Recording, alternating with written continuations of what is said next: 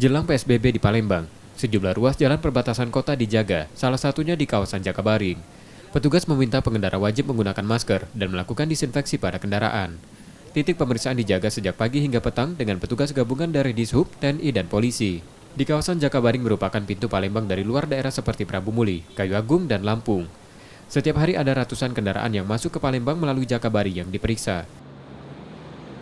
Kita mengadakan pemeriksaan ini hanya himbauan ini. Jadi himbauan pada kendaraan baik dia R4, mobil, truk, maupun mobil pribadi dan motor, kita himbauan untuk memakai masker.